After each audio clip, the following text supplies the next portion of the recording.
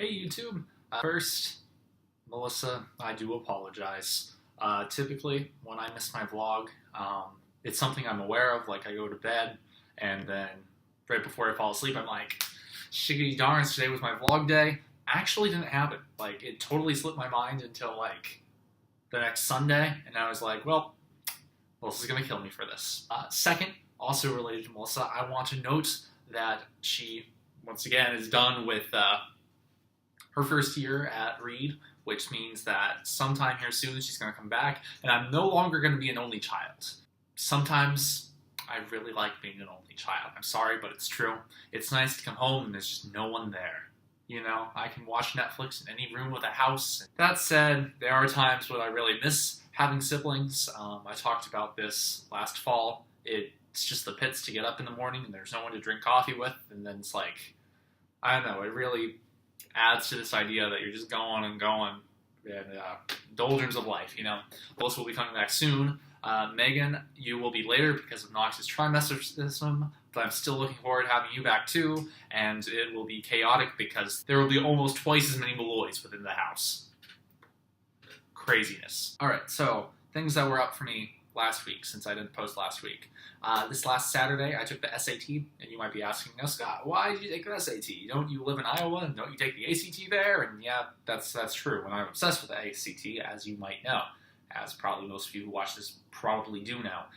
My mom was under the impression that you need to take the SAT for the National Merit Scholarship Award.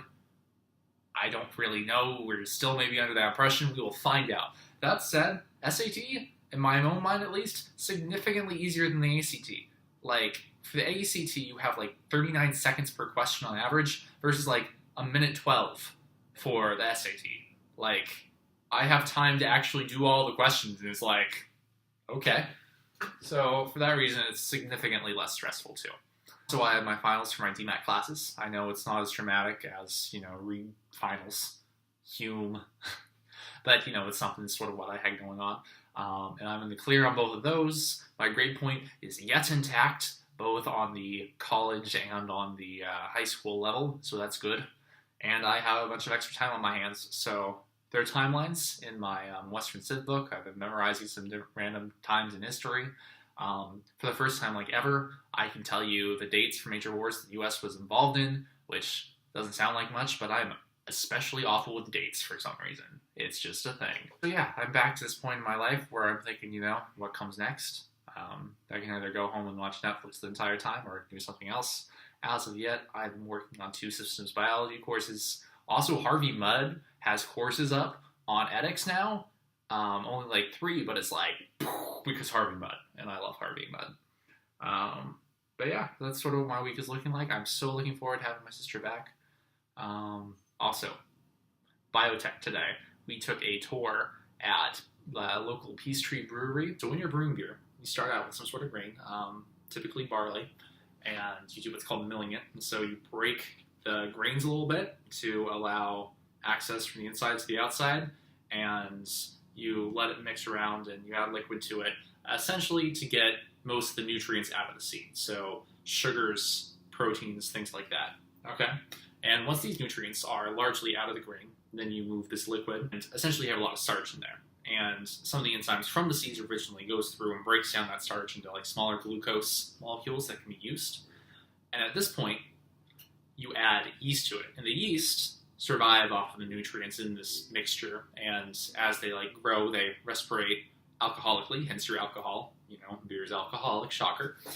When the process is all said and done, you actually end up with more yeast than you started with. I think they said like 4 times as much.